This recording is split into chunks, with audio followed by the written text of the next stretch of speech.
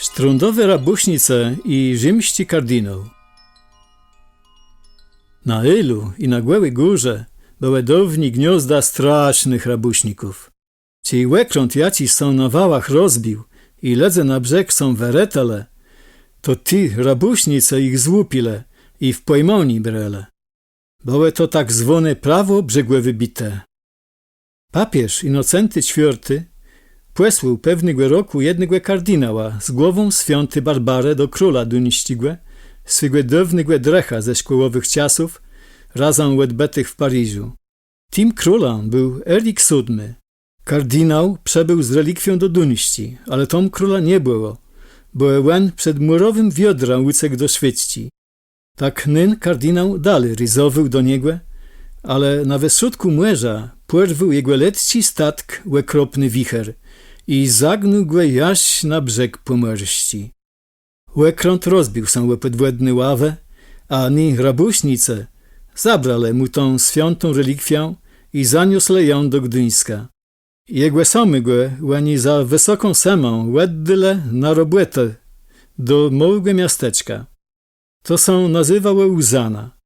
Tu kardynał musiał długi lata ziarna krącić, jaś pewnego dnia tą stroną przejeździł kłenno biskup Pumerści. Ten cił jak kto spiewał Salve Regina. Tak łen posłał zazrzec, co by to miało znaczyć. Tej łen są we wsiedcim dowiedził i odjechał do ksiądza Świętopyłka. Świętopyłk sam ze Gdyńska zajechał do negłe kardynała i go baro przeprosił.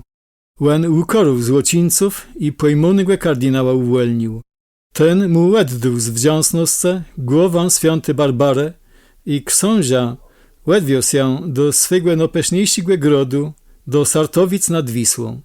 Kardynał powrócił do Rzymu i Erikowy zawiózł później inną relikwię dla kłesła, którą łen wnet zbudował. Tej książę Świętopyłk wedł rozkaz, że w jego ksiąstwie prawo brzegłe wybite je na zawdy skasowane. Ale ni rabuśnice dali potajemnie łekrąte i ledzy na pydele. Tej książę ich zaczął nienaziarte tropić, jaś w końcu le ich mało gorstka łesta na pomerści Głębej Górze. Tu łeni tyś wnet wedzinole i w niedalecim Kłeszalinie lełed nich łestył żelazny róg, którym łeni są zwoływele, cej łeni na wieczór chcele są wydać na łedemku młeże. Ten róg do dziso jeś tam je widzeć. W Bukłowie u stóp ti Głębej Góry postawił książę cudowną kaplecę do świętsi Marii Panny, a we Uzanie klasztor Żarnowści. Od tego czasu u rabuśnikach mörścich ju nikt nic wicy nigdy nie cił.